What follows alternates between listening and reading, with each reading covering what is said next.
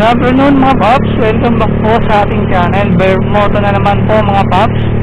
Nandito tayo ngayon, pumunta tayo ng Taytay uli mga paps. May ipagkita na naman tayo sa legendary Pastor J Moto ng Team Sausage. So kung napanood nyo yung last vlog natin na nagpakalkal carb tayo kay Pastor J, nabanggit natin doon at nabanggit ni Pastor J na reschedule na lang yung regarding dun sa T-post o yung sa manibela natin na ang higpit iliko, no?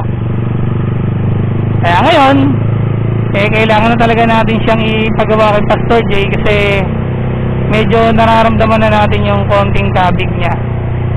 Hindi nga konti, medyo malakas na yung kabig niya kapag lalo na kapag biglang preno tayo sa unahan or mga kurbada na kailangan mong medyo mag-trail braking na tinatawag, parang medyo gumagawi siya o pumipitik yung manibela natin. Kaya nag-decide tayo na dalhin at ipaayos na kay Pastor J itong manibela natin kasi medyo delikado rin yun mga paps. Kasama natin ngayon mga paps ang member natin member natin sa Team Alos Arep na si Toan. Yan, nandiyan siya sa likod.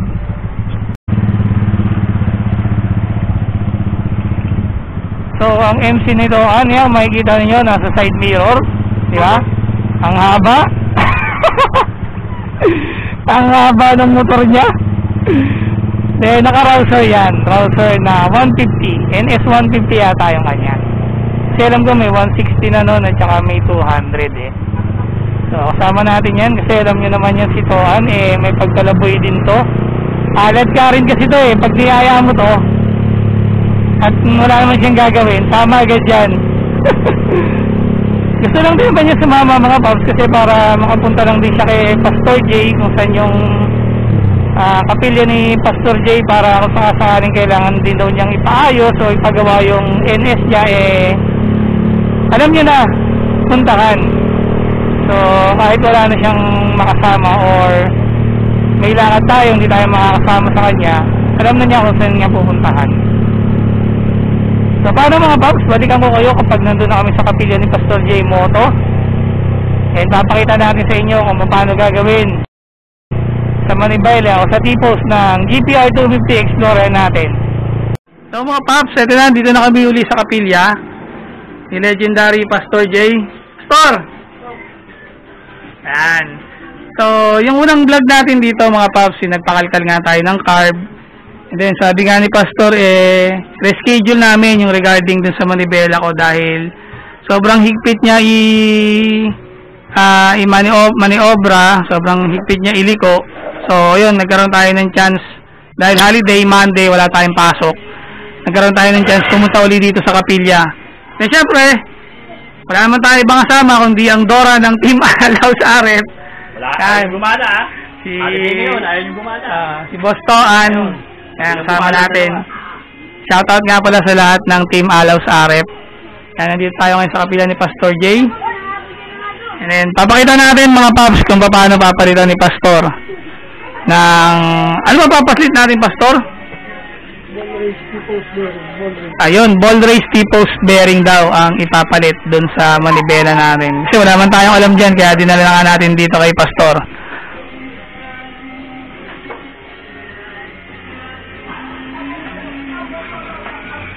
Mga paps, may vlog naman si Pastor kung paano palitan. Nakita ko sa kanya sa channel niya paano palitan.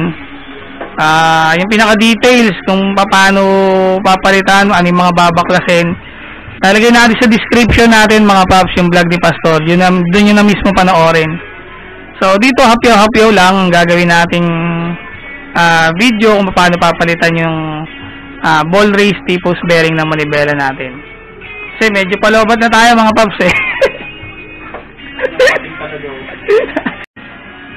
Ito, napanood natin to sa vlog ni Pastor.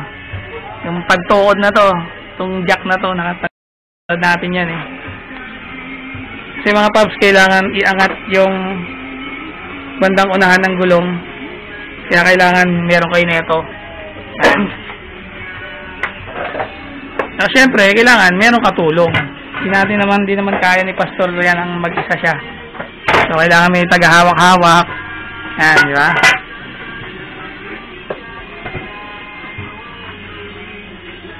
Malas natin kasi hindi naman natin inabutan si Pastor Kaloy dito. Wala. So, si Pastor Jay na naman ang inabutan lang natin dito.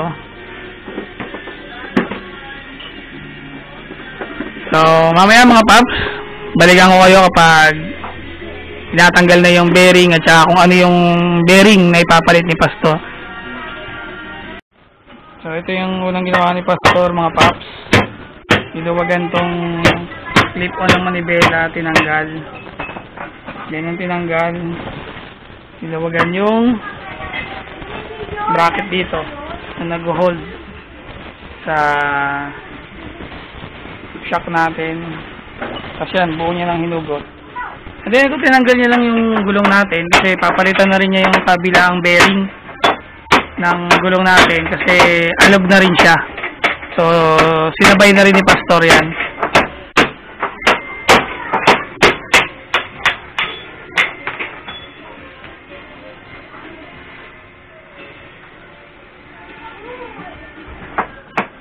So, ito na yung T-post na hugot na ni Pastor.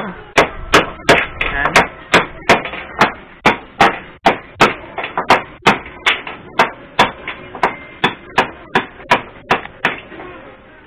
Ito na.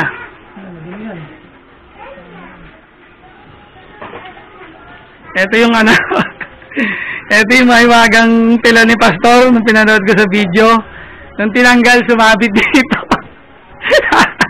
Ito, buhay na buhay pa rin, no? Yung pa rin yung tilon niya na pang-cover niya kapag gumagawa ng ganito. Oo. Hindi magasgasan yung mga... Yan. Kita niyo naman kung gaano kaingat gumawa dito sa kapilya kasi para hindi nga naman magasgasan yung mga fairings natin. Yan. Yan. Kaya lang bandang huli kasi nung tinanggal ni Pastor tong cover, naging COVID. Pag-iina ni Pastor sa vlog niya, sumabit dito. Yan.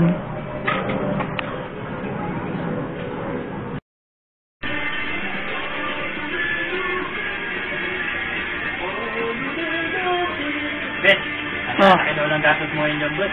Sabi ni Martin. Londo daw tayo, boy. Patulay. Oo. Sabi ko, oo.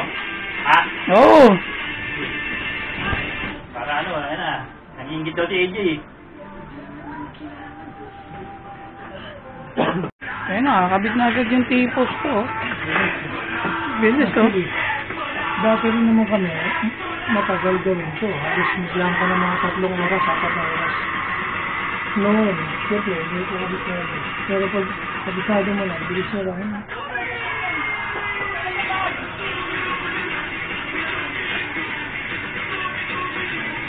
Dalawang tao pa nga dapat gumagawa nito. Oo. Pero kaya na isa. Nakita ko sa vlog mo nga. Dalawa ka na. Sabi si Pastor Kaloy eh. Ay, ito pala, hindi na manual na ikakabit yung mga bulitas. Oo, mas kanahaw sila. Oo. Kasi yung... Dati, manual ginagawa namin. Oo, Ganyan din eh. Mahirap din pagka walang guide. Hmm. Okay din naman yan, pero ganun din eh. Hindi pa rin yung may guide kahit pa paano. Oo. Nagabase sa mga experience namin. Nag-appear na. So, okay pa rin kami. Basta matibay na bearing lang yung Oo, ikakabit. saka maganda pagkakalapat. Oo. Ito toyo, may pang ano siya, pang ano ng lock, Ah, yung ano, parang sa ano yun. Sa shock. No, shock. pang adjust ng shock, no? Iba niya, hindi sipot eh. Sinsin. Sinsin, no? No pokpok. Kaya hindi nasisira yung ano. Pero ang ganda ng cover niya, no? Sakit.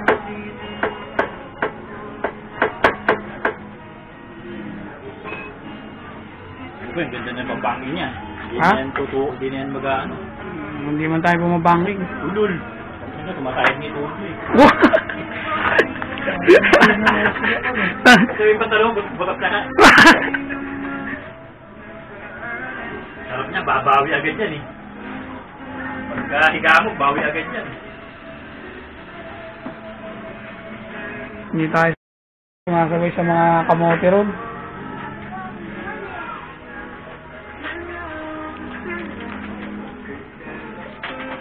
Yan tinatawag na basic. Di ba? Oh, basic. Dadali natin sa ibang shop yan.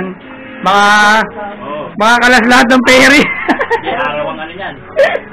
Araw ang ano yan. Sabi, bukas na. Bukas. Baka lahat ng pairings nyo, kalas. Oh, dito, kita nyo naman kung ano lang yung pinalas.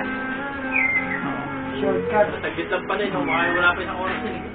Actually, doon sa video na napanood ko kay Pastor, palibasa yung T-post bearing lang yung pinalitan niya, hindi na binaklas yung gulong. Isang buo nang nahugot yan. Eh, palibasa papalitan din kasi ni Pastor yung bearing ng gulong natin dahil alog na. Kaya tinanggal lang din ni Pastor yung gulong. Pero kita nyo, kabit na. Kabit na lang mamaya ng clip-on na handlebar. Tapos na. Oh, Break muna tayo. Yosi break muna kami dito. Yan tinatawag na basic. Yan. Ito na mga paps, ito yung tinanggal na kopa sa atin. Yan, ito yung nasa ibabaw nung pinakamanibela natin. Yan, nakaganyan pala yan, nakaganyan. Hindi nyo masyadong kita sa camera na ano pero makikita ninyo, may yung pinakakanal na pinag-upuan ng bearing. Yan, meron na siyang mga tuldok-tuldok o may mga marka na yan. Yan, may mga marka na yung pinaka-iniupuan ng bearing. Ibig sabihin, pag tumama yung bearing doon, parang doon siya nag-i-stack up. O, hindi na nakakagulong ng maayos yung bearing. Yan. Yan yung naging tama nung T-post bearing natin sa ibabaw. Yan. Kaya pinalitan na natin yan. Pinalitan na ni Pastor yan. So, sa mga naka Z200, GPR 250, Explorer version 1, version 2. Halos pare-pares naman to, Pastor, no? Ayan, halos pare-pares daw. Ito ang madalas daw na nagiging sakit o tama ng manibela natin. So, hanggat maaari, pag medyo naramdaman yung mahirap na siyang iliko-liko, silipin nyo na yung pinakaganito nyo. Dalhin nyo na rito sa Team Sausage. Yan. Para mapalitan ng ganito. Kasi medyo delikado rin to no, Pastor? Pag nag-lock yung manibela. Yan, medyo delikado yan pag nag-lock yung manibela ninyo. Lalo na't mga bandang kurbada, mga paps. Kaya kung iniisip nyo matagal gawin, ako. Yan. Lang. Yan. Parang dinaanan lang ng ano. Kung iniisip daw ninyo na matagal gawin pag dinala dito. Tapos na nga ito, Yosi break lang nangyari. Ang Yosi, isang kape. Oh, tapos na sana to kaya lang siyempre, Yosi break muna tayo. Kapi-kapi lang muna si Pastor. Ito yung kami, soft drinks muna kami nito, andito. Yosi lang din. So, yun nga, sabi ko nga sa inyo, kung baka sa ibang shop kayo magpagawa, baka sabihin sa inyo, balikan nyo na lang, o baka bukas pa makuha yung motor nyo. Dito kasi, palibasa, expertise na ni Pastor ang mga ganitong model. Halos parang basic na kay Pastor yan. Maning-mani na yan. Kita nyo nga mag-isa lang si Pastor mga paps. Pero napalitan niya yan. At saka hindi na kailangan baklasin pa lahat ng pairings. Yan ang kagandahan dito. Pag dito nyo dinala yung mga Z200, GPR 250 Explorer ninyo. So, peace. Balikan namin kayo pagkatapos na mga paps.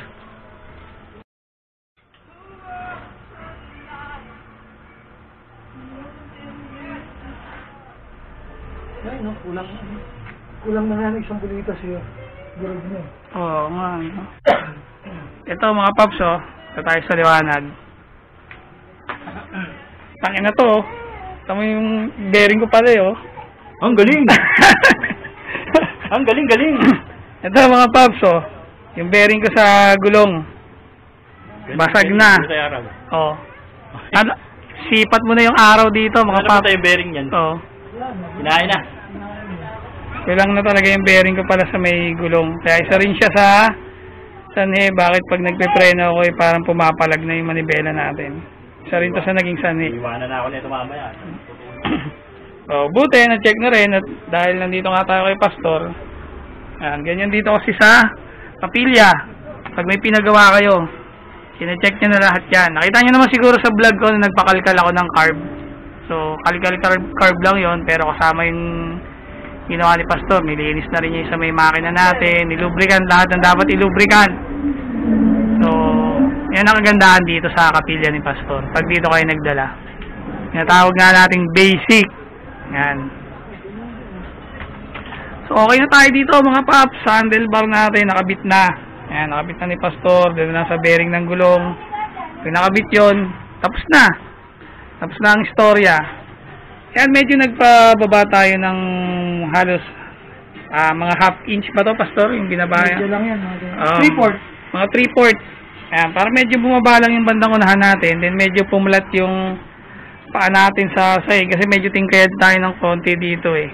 So, konti lang naman yung pinababa natin dito sa shock natin. So, yan. Wait na lang tayo dun sa gulong natin. Papalitan na ng bearing yan ni Pastor.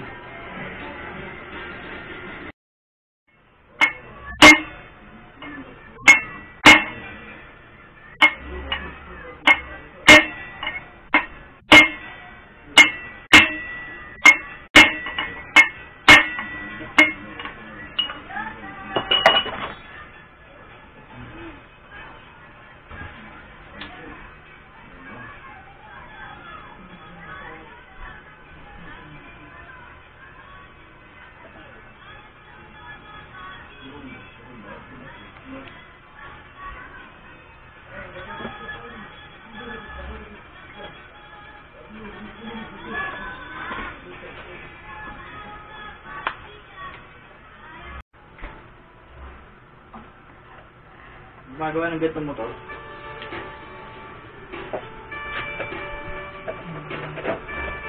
Doon lang din pala yun, no, to? Doon tayo umakit sa isa. So, ikot lang yun. Oo, ikot pala dito. Kasi dapat doon kami akit sa isang kanto eh. Nag-alangan ako. Parang hindi ito yun ha. Buti may bata, napagtanungan namin.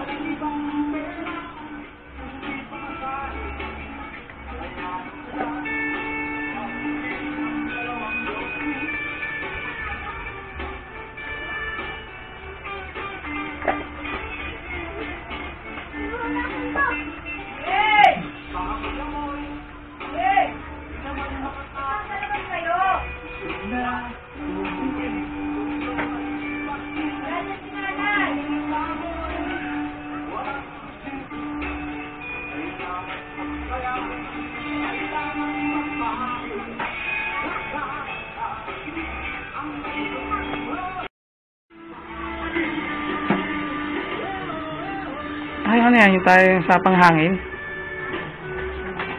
Ayos ah.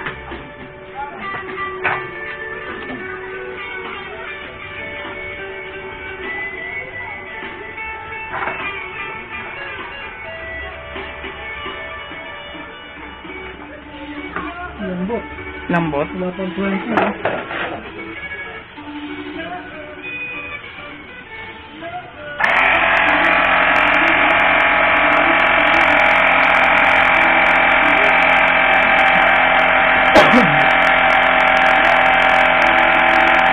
Haba din.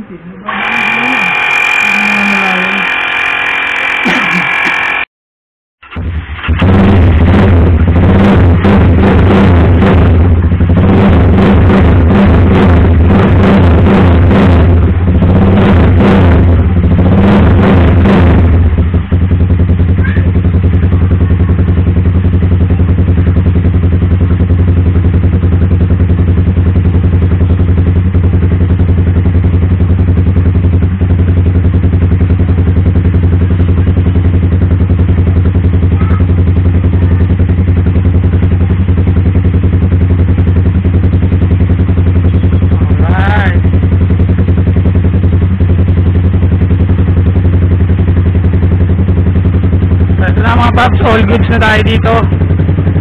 Gawa na tong handlebar natin. Napalitan na ng tipos bearing, ibabaw tsaka ilalim. Napalitan na.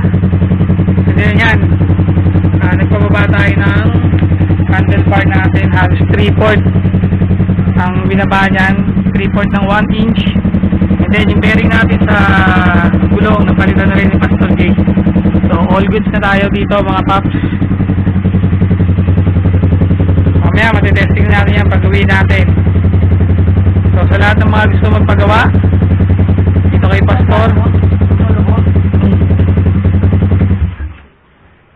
punta na lang kayo dito sa kapilya niya. Pasyal na lang kayo dito mga paps. So yan nga sinasabi ko sa inyo, lahat yan chechikan ni Pastor. Kanina ang dapat lang natin ipagawa kanina is yung talagang sa manibela lang. And then napan nang binabaklas na ni Pastor, naramdaman niya na rin yung sa bearing natin sa unahan na gulong. So kanina pinakita ko naman sa inyo kung anong itsura na ng bearing natin sa unahan. So salamat na rin kay Pastor kasi na-check niya na rin yun. Nasabay sa pinalitan na rin yun. So paano mga paps, mamaya mache-check natin yan habang tumatakbo tayo pa uwi.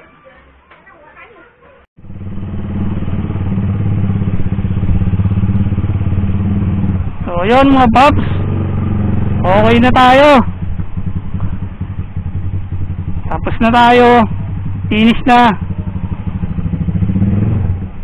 So nakita nyo naman yung ginawa sa atin.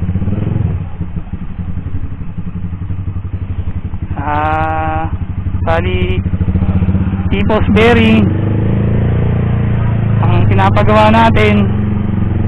Pero yun na nga, hindi lang T-post bearing yung napansin ni Pastor. Bali pati yung bearing sa unahang gulong natin damage na rin pala. So kaya pala nung nakarang bumiyahe tayo ng St. Pio dito sa Libis, naramdaman natin na may parang tumutunog nga sa unahan natin na parang kumakaya.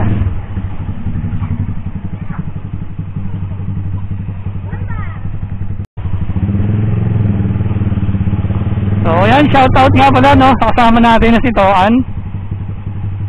Uy, sarap na niya pag pinipreno mo siya, wala nang pumapalag-palag. At ang lambot mga paps, ang lambot ng manibela nating iliko.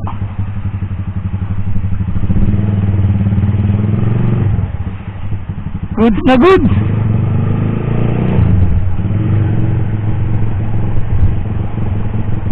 Wow, sabing sabi yung manibela natin ngayon. So thank you kay Pastor, salamat ng marami.